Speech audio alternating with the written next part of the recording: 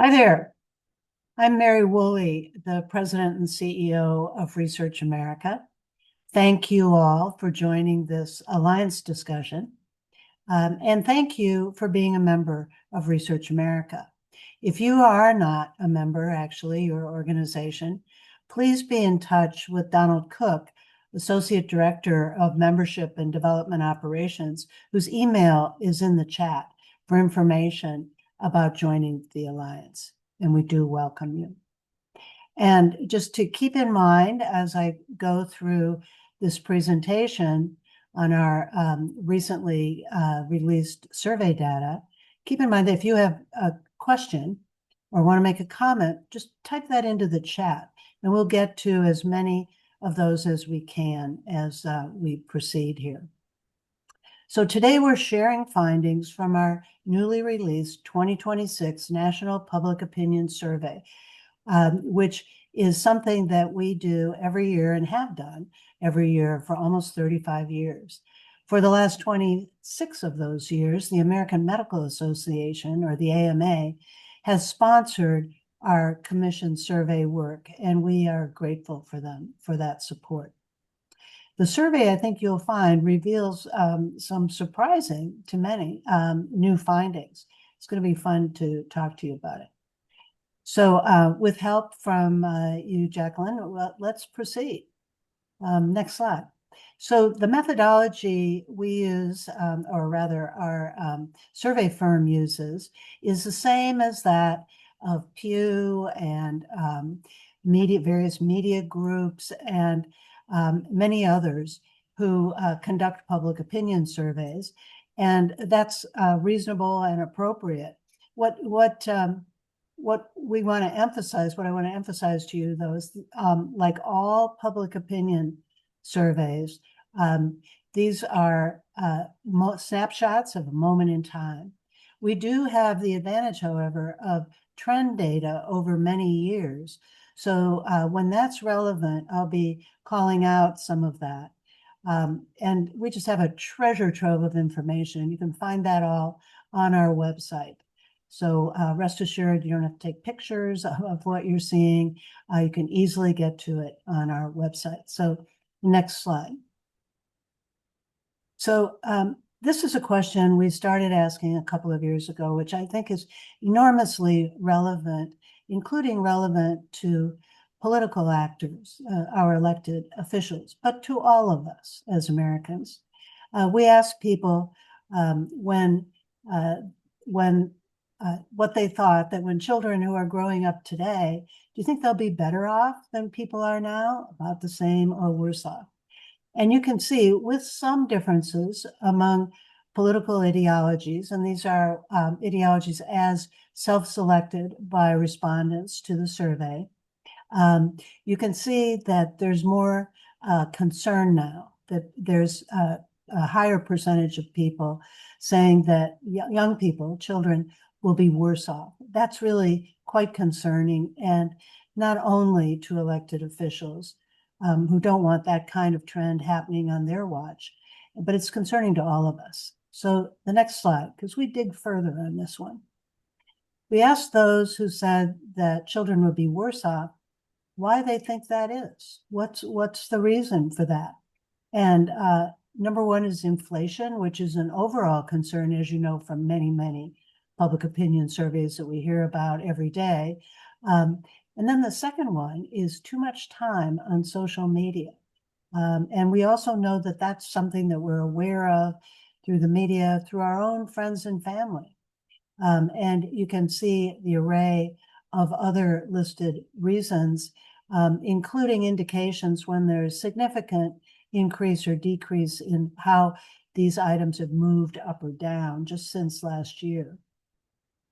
There aren't significant differences across other demographics, by the way. And the next slide. Now, when we asked that percentage, which was a smaller percentage of people who said that they thought today's children would be better off as they grow up, you see that advances in science and technology comes out number one, which it did last year as well. And the other reasons are listed below. I think that all of these reasons connect back to science and technology in one way or another. Look at longer and healthier lifespans. How are we going to get there? We absolutely have to put research to work. And the list, the explanations go on. So this is a way to talk about, this tells us about messaging. It's a way to talk about the impact of supporting science and technology, or if you prefer, medical and health research specifically, will help Americans achieve aspirations for those who are younger and are going to be inheriting our nation, our planet, our lifestyle. Next slide.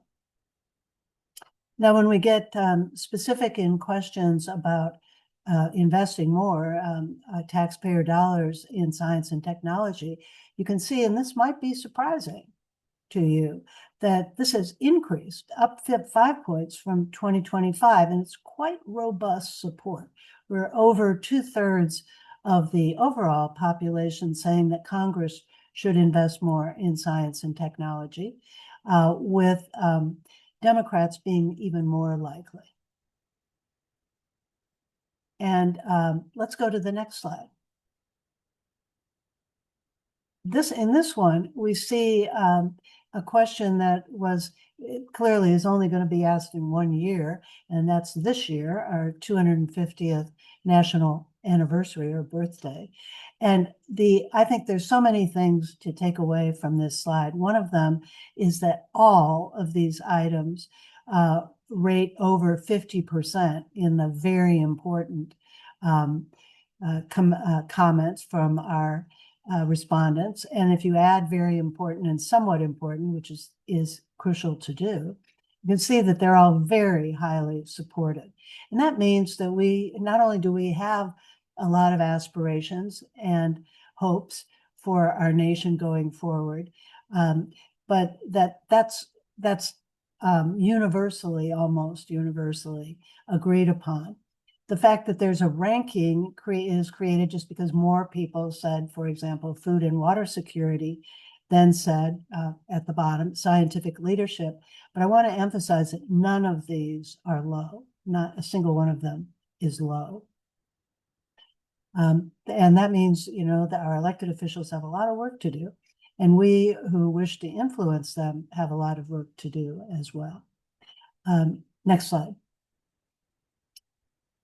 Now, this is another example of an increase that you maybe wouldn't have expected.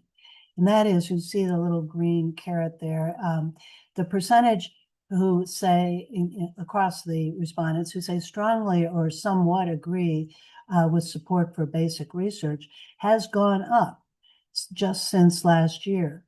And by the way, it's remained quite robustly strong since the early 1980s, when the National Science Board started asking this question as part of their indicators survey that they began in the early 80s.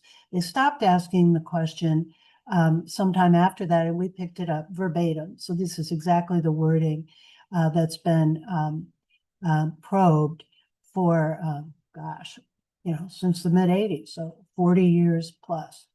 And this is across political ideology. So the one I know that I hear from time to time from basic scientists that the American public doesn't support their work. And there's really no evidence of that other than anecdotal. And of course, there is some anecdotal evidence and always will be, but the data does not support it.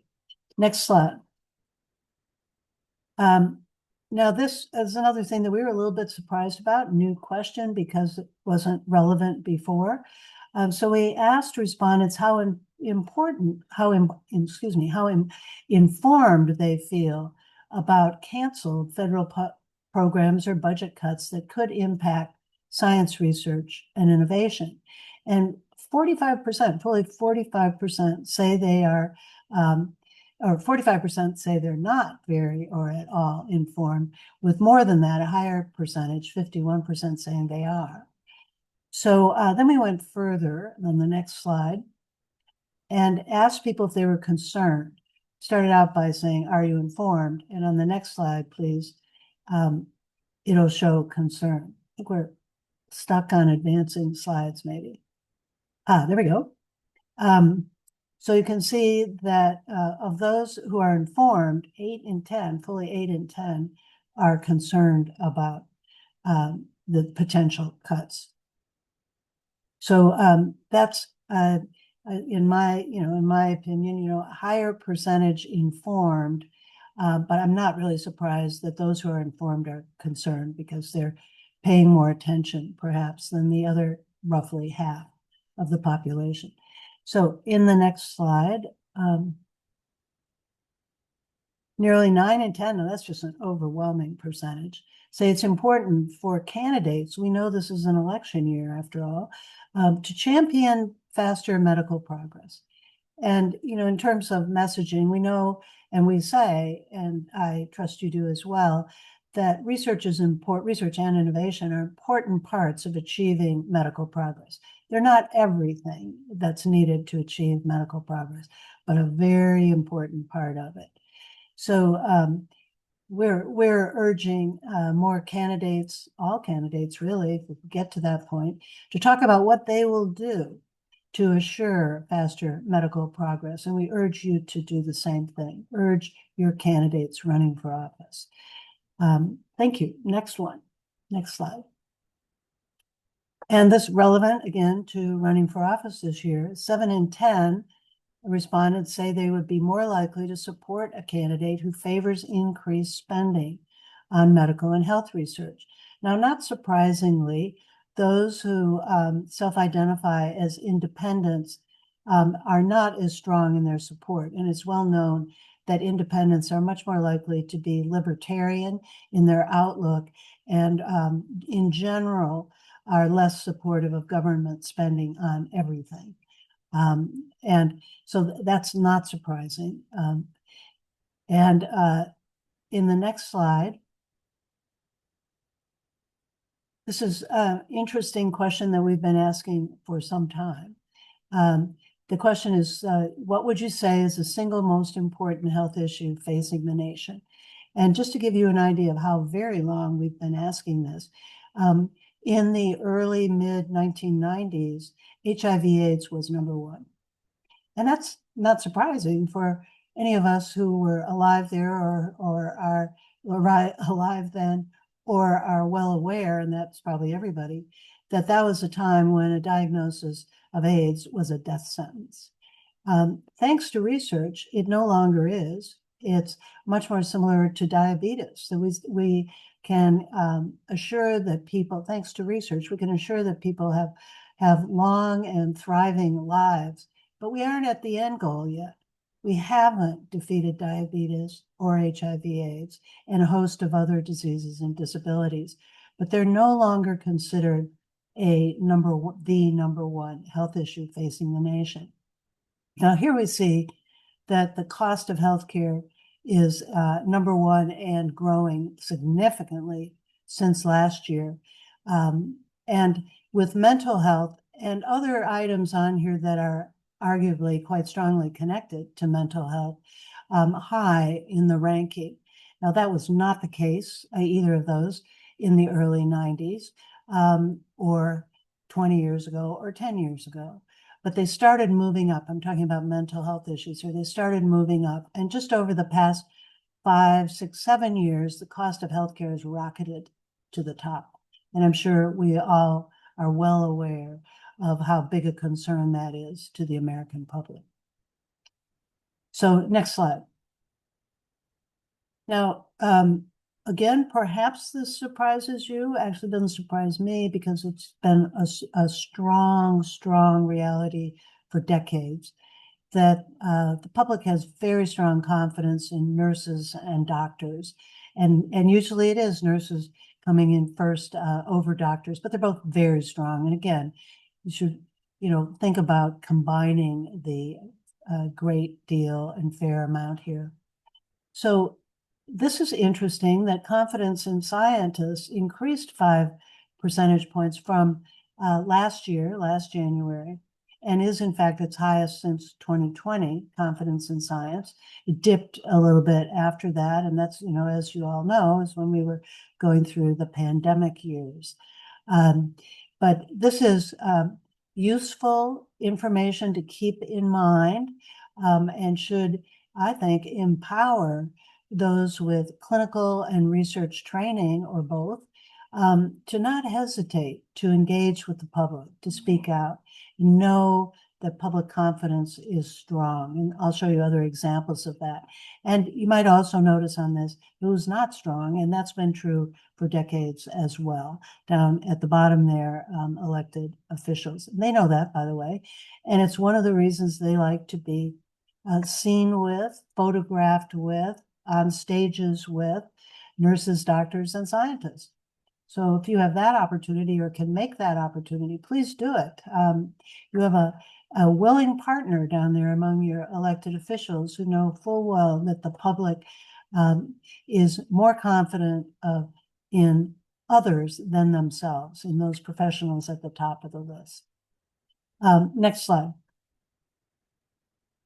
I find this very positive and reassuring, and especially the increase of now we're at 7 in 10 Americans think the work of scientists benefits all or most people in the US.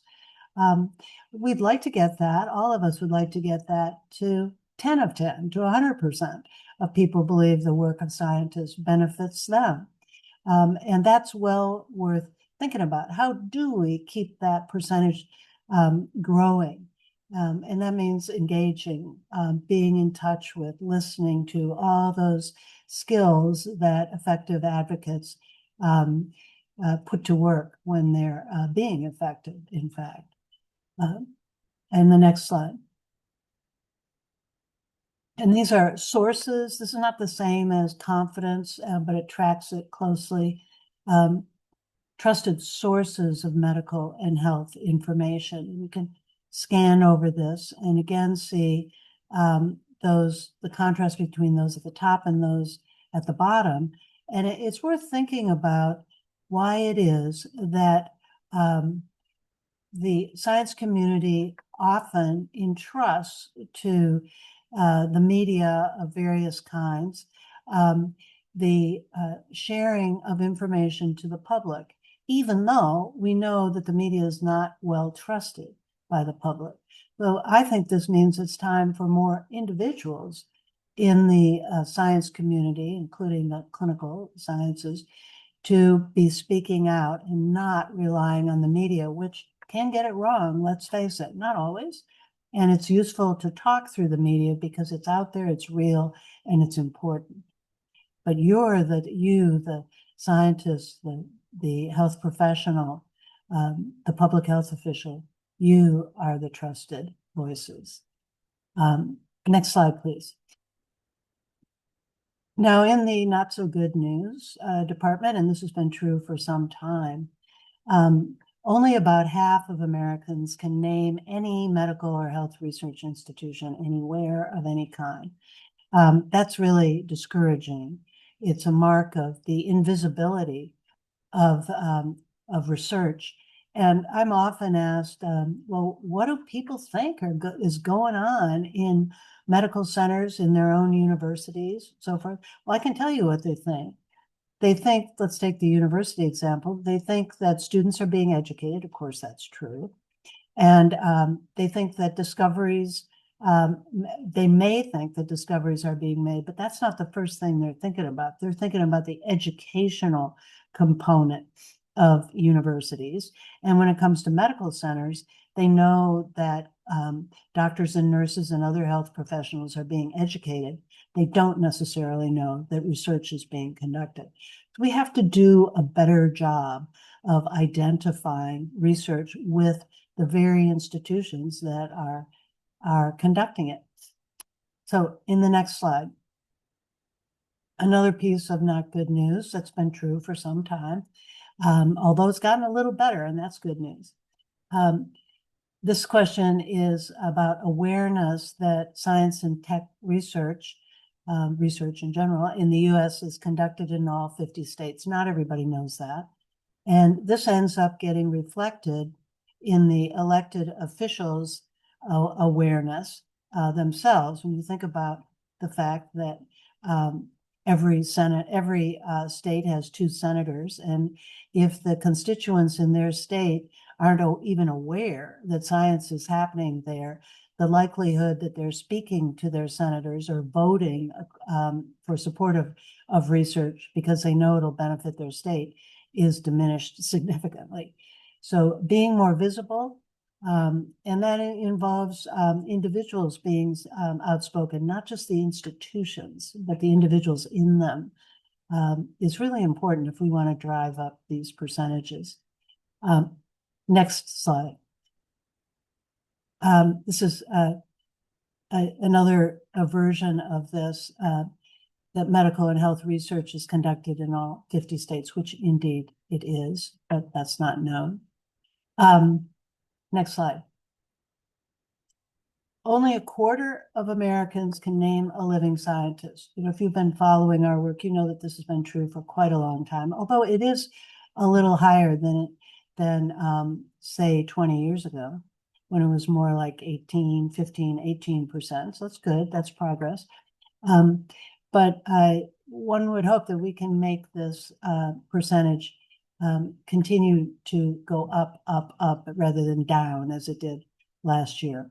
And you can see the names that are given, and not all those people are alive, as you know. Next slide. We asked a few questions this year about, as we did last year, about artificial intelligence, very much in the news, in the forefront of the news.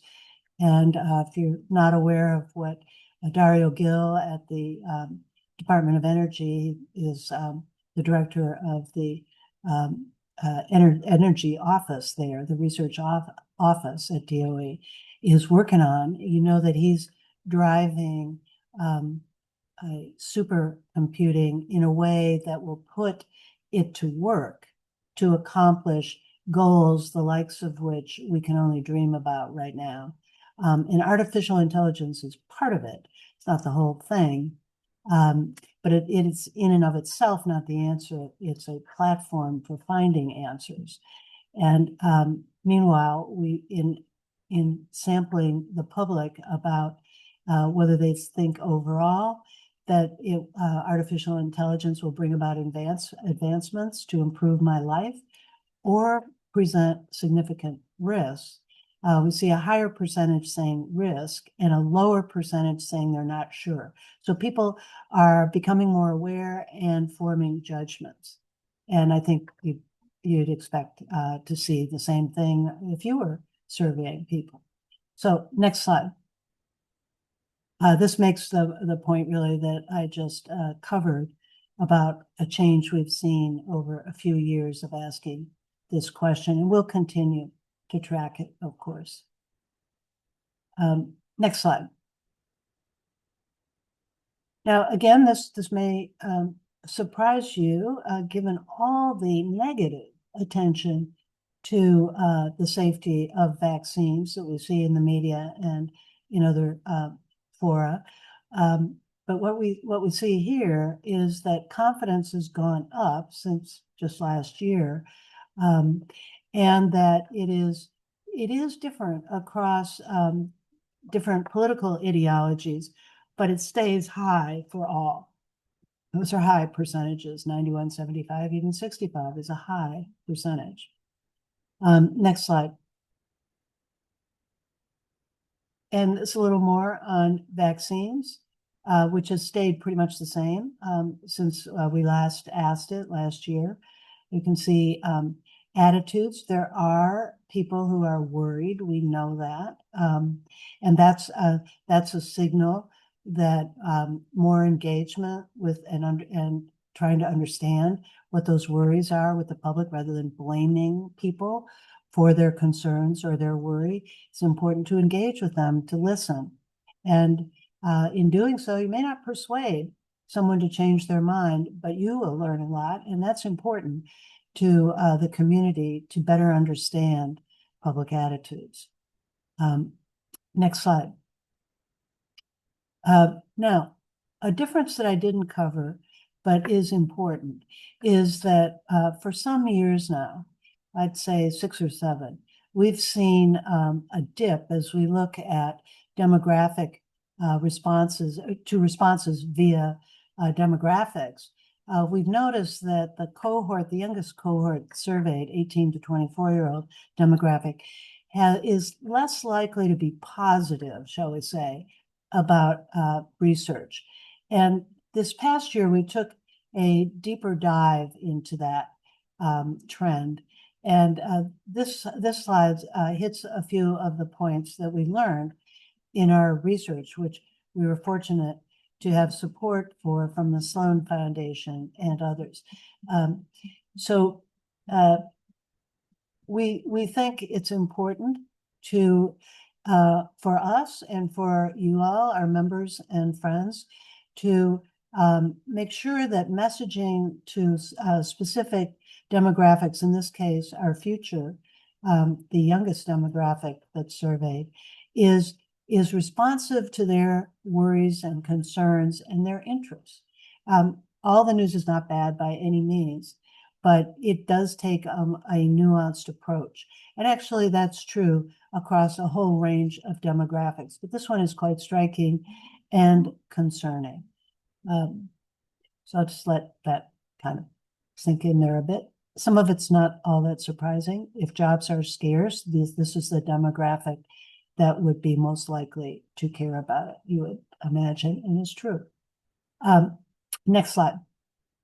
So we're going to turn to questions, which is my favorite part of this conversation. And for doing that, I'm going to turn to my colleagues, Jacqueline, and perhaps Jillian too.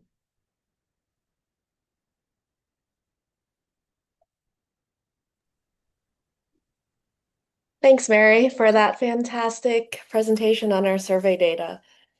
Such a wealth of information, and you present it so well.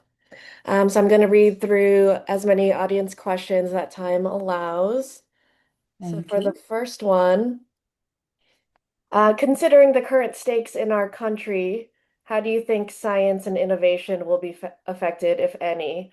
Also, what is the space colonization and career readiness movement going to look like? Well, you're looking at the wrong person to talk about space colonization.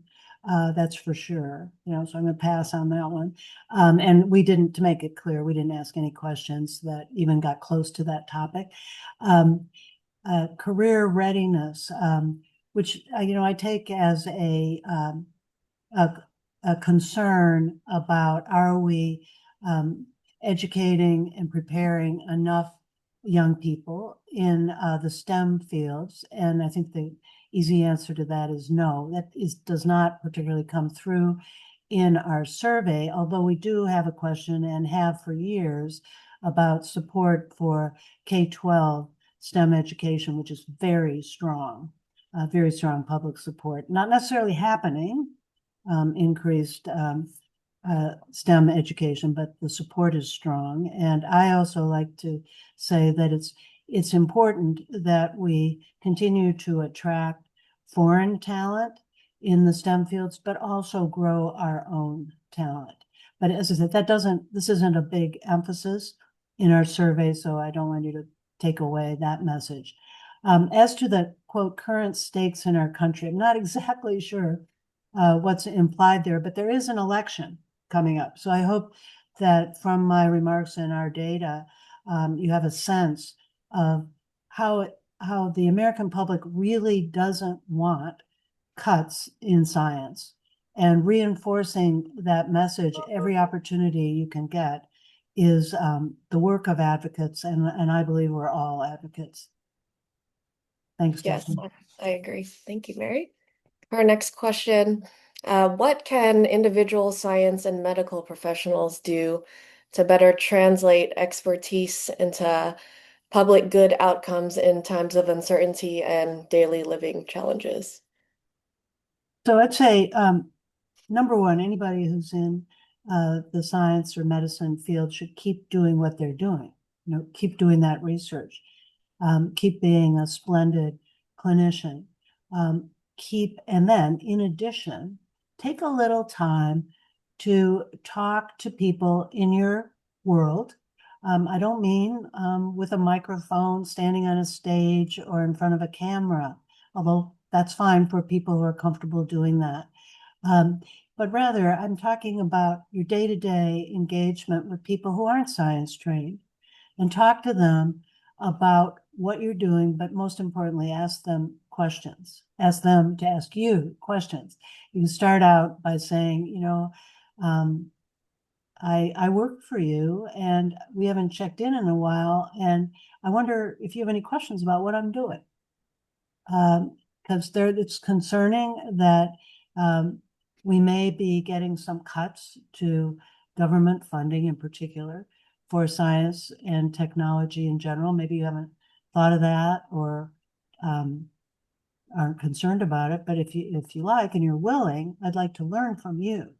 So this is not quote educating people out there, it's educating yourself.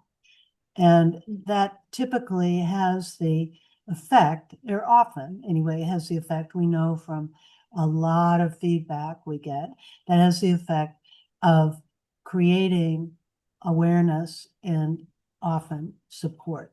Not always, but it can happen. And including, I would also just put in a plug, take a little minute more to say that it's so important for everyone who's in the science fields or is an advocate for that matter, to make an appointment with your elected official in their home district. Go visit them in person when they're there. You might just get a 15-minute appointment, take it, and talk to them about what you do, what your workplace is. You should not represent yourself as a spokesperson for that workplace, unless you are, and you might be. But if you're not, you can refer to it as your workplace. People have workplaces of all kinds, and about what you do to serve the public's interest. And the chances are you're going to have a pretty interesting conversation with questions asked by your elected official, and you might come prepared to ask your elected official some questions as well, not in a combative way, but in a way that will help you be a better informed constituent who might then vote for that person. You don't even have to say that out loud, they know that. Okay. Great, Thanks, thank Jacqueline. you. Our next question, how do these findings inform your advocacy strategy going forward? Any changes in focus, audience tactics, especially in the context of a federal funding landscape that is still uncertain, but improving somewhat? Right. Well, I hope people, picked up on some new questions that we inserted into our survey this year in view of just what you're describing, what the questioner is describing. And so there's that. I mean, we're giving you indications of messages that are positive with most or close to all people. And those are good places to make good ways to make a connection. And again, this is about engaging with aspirations, shared aspirations, aspirations that you share as let's say, as a scientist. I know not everyone who's watching is a scientist, but as a scientist or an advocate or a concerned citizen, if you can connect with aspirations we all share, whether that's to find the cure for rare diseases or assure that our American science and technology remains in a global leadership position. We have questions on the survey that I didn't discuss today that bring out strong public support for that. There's just a whole range of ways to align with known public aspiration, and that is the way to engage. It will pay off. Great, thank you. I like this next question. If scientists and presumably especially health scientists are trusted, but the media is not, what are channels of communication that are more effective? Well, the media is real. I maybe didn't make this point as clearly as I should have. The media is real, and it's important to engage with the media if you are asked. There's hostile media, which people who aren't experienced dealing with should take a pass on responding to openly hostile media. But there's mainstream media and others that want to hear from people who are on the front lines of science, I mean, and medicine. So don't shy from engaging. And if you need some tips in how to do that, Research America has those for you, as do other scientific professional societies, to be sure. And many of those societies, of course, if close to all, are members of ours, and we work with them all the time. So there's that, and there's just the importance of engaging in other ways than the media. Go back to your friends and neighbors, your family. There are plenty of people. If you think about one person you could talk to every day who you haven't talked to before, maybe, or not in a long time, about your work, not in the way you would talk to a journal editor or a peer, but science peer, but rather as a person whose interests in better health, better quality of life, better security, more prosperity, again, aspirations. Talk to them in that vein, and what you're doing to help make those aspirations happen, and ask questions. Ask them what's on their mind. What are they worried about? What can you help with? You may not have the answers to all the things they ask about, but it's likely that you can point them in the direction of getting an answer. And that's important to people too. That makes friends for science. Thank you. This one is about the questions in the survey. Jillian can hop on if you'd like her to, Mary. So did you ask any questions about where people want research dollars to go?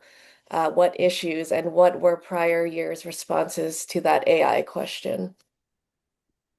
So the AI question we saw, maybe we can bring up that slide again about responses to the AI question, because we do have data on prior years. And in summary, in case we can't bring the slide up, people are more concerned than they used to be. They're more aware. They have an opinion now, and they are more inclined to feel worried.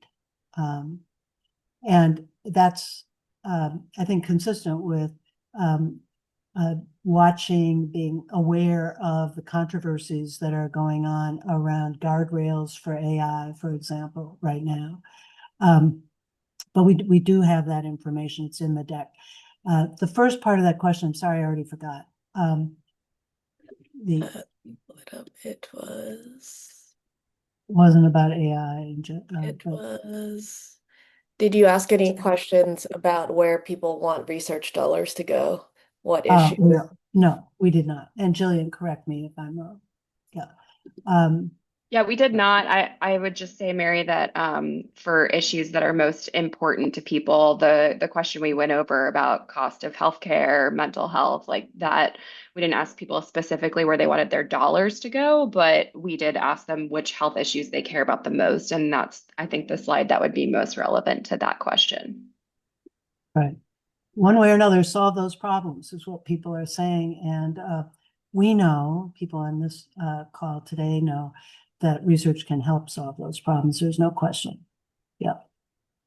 It's not the only answer always, but can help. Thanks, Jillian. Thanks. And I believe we'll be posting some of these slides after. Oh, yeah, I hope so. Yes, question. Yes. Mostly. Yeah. All righty. For the next question,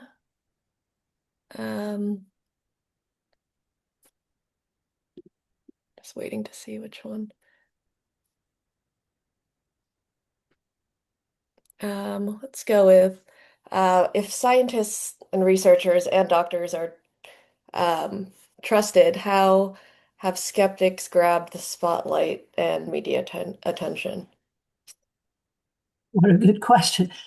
In general, when you think about media, think about that phrase, if it bleeds, it leads, right? So headlines are created by bad news, not good news in general. And there's more eyeballs on the scandals and problems than there are on the breakthrough science or other exciting news that we should all be proud of. That's just the way we roll, so to speak. So the other reason, I mean, that's cynical, if you will, but I think it's realistic.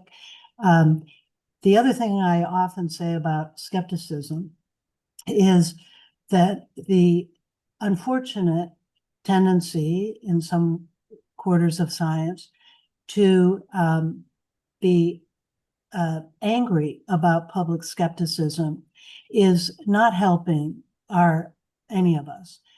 Because after all, learning how to be skeptical in a productive way, learning how to be skeptical is a value in science. It's a value to ask questions, to push hard on how do you know that's true, and how can I trust you? How can I trust your data, etc. So when we hear people being skeptical, we should run toward that, not away from it, in my book. Now, that's different than people who are hostile and are just out to be hostile and get their headlines and their kicks or whatever else on the basis of being hostile. That's different than skepticism, but a person can navigate that. And I can see, although I can't read it all this quickly, that there's a lot of opinions about this in the chat, and I certainly welcome taking a dive into that later on, because I think we in the community need to keep talking about this. And I don't think it's about memorizing scripts to deliver. I do think it's about doing our best to hear what people are saying, and realize that we're not perfect and that we can improve. And it's not all the media's fault by any means. The question started out with being about the media. So those are some thoughts, and I welcome and have often been in hours-long conversations on this topic, and I learn more with every one of those opportunities. So. Great, thank you, Mary. For our next question, and feel free if you'd like to answer it, Mary, or Jillian is happy to. So how does the data split across states? Do you find that folks in urban, metro, non-metro, and rural areas have different conceptualizations of science and its impact on their lives? For example, tech versus AI, I believe is what was written here. So there's a lot in that question, Jacqueline. So over time, Research America has commissioned public opinion surveys in many states, not all 50, but pretty darn close, I think 47. And one of the things we learned, and this was work done a while ago, but I have no reason to think it would be different now. One of the things we discovered is that there's very little difference from state to state, very little. But somehow that's not automatically believed. I think for good reason. You think about highly populous states that also have high concentrations of research institutions, and you think, well, probably attitudes toward research are different there, but actually they're not. But again, I'm not drawing on data that we have this year. The survey you were just looking at was not powered to give us state-by-state information. That said, we do know that from this recent survey, and it's consistent with past ones, that people in rural areas are less likely to be supportive. Said another way, not a lot, by the way, but less. Said another way, are more cautious and worried in general about science, its value to them.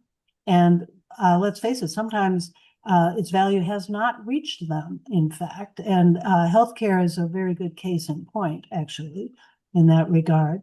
So I think what we see when we look at differences, rural and urban, et cetera, and suburban, that it's very consistent with other realities in our society of people who have more access to science and the benefits of science than others. Very interesting. Makes a lot of sense. Mhm. So that brings us to our next question, which is semi-related. So it seems that there's concern about healthcare access. How can health services research be brought to the public as an important response? Well, how can it be brought to the public? So, Yeah. so health services research is often misunderstood. People don't know what it is, for one thing. We have in the past included questions about that just to get at, do people know what we're talking about here when we say health services research? And the answer generally is no, we don't. And that's by itself a concern that the community needs to pay more attention to, so that we can better make the case for finding out why it is still, and has been true for decades, that not all medical decision making is evidence based. It's not all timely, and it can be expensive and not accessible. So how can we make that better? Finding out how to make it better includes paying attention to data and to conducting sensitive to the problem, research. And that's what health services research is intended to do. It's terribly underfunded, undersupported. But if you have the opportunity to talk it through with people, to see the value in learning more so that we can do a better job, we collectively in the community, both the research and clinical community, can do a better job delivering what we know from research, rather than relying on information that's horribly out of date or is wrong. So there's a road ahead that's not an easy road, but it's an essential one if we're going to help bring down the costs of medical research and access to its benefits. Thank you, Mary, for clarifying health services research. So our next question. Many researchers have lost their funding, their jobs, and they are rightly afraid to speak out now, especially in academia. What advice do you have for them? So I think my bottom line advice is, don't do anything that feels dangerous to you. Don't do anything that will compromise you or your future. That said, working with others in a community, I've often find myself saying this year that community is more important now than it ever has been. And the community of advocates for research, along with the community of researchers, needs to support one another. So there are different ways to do that, to support court cases, court actions that are going forward. Research America is not involved in court actions because we don't have standing to do that, but many others are. I'm talking about ways to take action and be supportive here. And it may not involve an individual speaking out, but you can support other people and organizations who are. That's important too. And you have to be comfortable in finding your place to engage. Not only about court cases, of course, but supporting, and I didn't see it coming, but of course, this is a pitch for supporting Research America so that we can help the overall case as well as individuals. So I thank you for those who have supported us and who are our members, and those who might consider it. But there are other ways as well. For some, it's meeting with a member of Congress. I would hope that would not be something that would make people nervous or scared about doing. If you haven't done it before, maybe it's something new, but we have so many testimonials from people who tried it and found it not only easy but really delightful.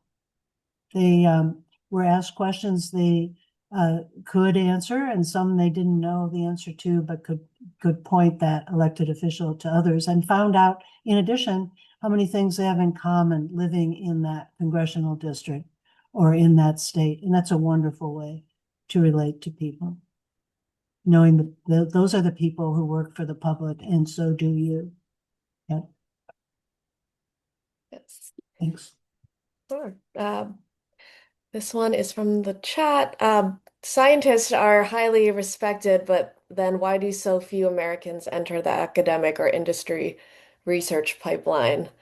In parentheses, wondering if it's too hard, if the study takes too long, or there's later too little pay.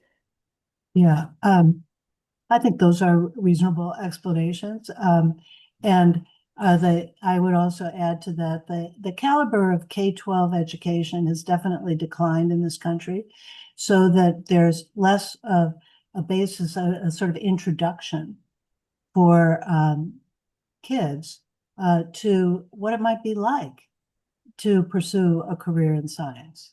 And if they don't hear anything about it, don't happen to hear about it at home or in their community, and don't hear about it in school, then they may well never even give it a chance.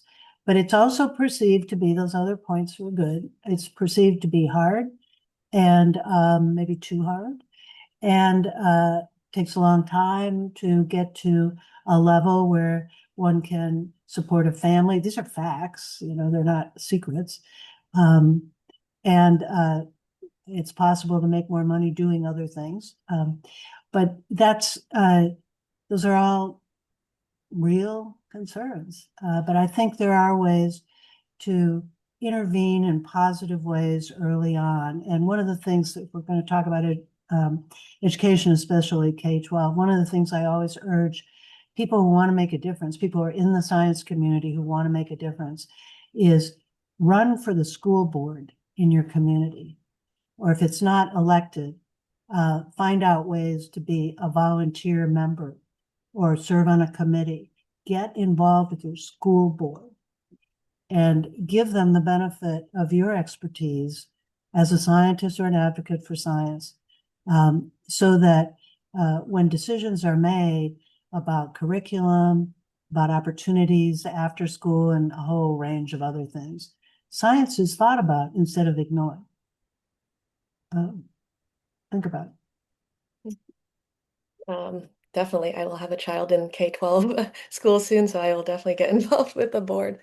Thank you. That's great. Do it, Jacqueline. Yes. All right, for our next question, back to the survey data questions. In the questions around how trustworthy different sources of medical and health information are, did you get any information about advocates? Any sense of how trusted patient or disease advocacy groups might be? I'll look to Jillian here in a minute. I know we have in the past, and they are trusted. I mean patient groups. I would say that the vast majority of the American public doesn't know what Research America is, for example. That's not our goal, to make ourselves a household name, and may not know of other science advocacy groups. But patient groups they do know about, yes, and are supporting. So I don't think we asked about that this year. Jillian, no. Yeah, Okay. we didn't. I think where I would point this questioner on disease advocacy is we do have some questions in this survey about people's support for research into infectious disease, rare disease, and chronic disease. And so I think for a little more insight on that, I would point this questioner to our website to look at some of those questions. Those specific slides weren't in today's presentation, but the information as to how many people said they supported those different types of disease research is available in the full survey on our website. Thank you. Great suggestion. Yeah. So I just happened to see a question about whether individuals can join Research America. And the short answer is no, but that doesn't mean you can't be part of it and join conversations like this. It's a great deal of information, including that on our website, which is quite comprehensive, is free to anybody who wants to look at it and use it. And we're always interested in questions and try to help everybody that we can, whether you're an individual or an organization. But our bylaws are clear that only organizations can actually be members. Great, thank you, Mary. And I believe Jillian is going to answer this next question. So this person was surprised that Alzheimer's was ranked so low on our survey. Yeah, sure. So on that one, we asked folks just to select one issue that they thought was the most important health issue to them. So and we had a very long list. So when people selected their most important thing, a lot of people had, cost of healthcare above some of the specific diseases we listed. But for that questioner, I would direct them to two other questions that, again, we didn't have slides about today, but will be available in our survey online. We did ask two questions in this year's survey about brain health, which Alzheimer's definitely would fall into that category of brain health research. And folks were extremely supportive of brain health research, and much more so than the last time we asked that question in the past. So I would encourage the person who is interested specifically in Alzheimer's to go check out those brain health questions. Yep. And do keep in mind that question is not about prevalence of a disease. It's about, just as Jillian said, your number one health concern. So plenty of people, I'm one of them, are concerned about Alzheimer's. It's affected all of our families in one way or another, and we don't have the answer yet. And that's true of so many other diseases, and that's why we need research. Yes.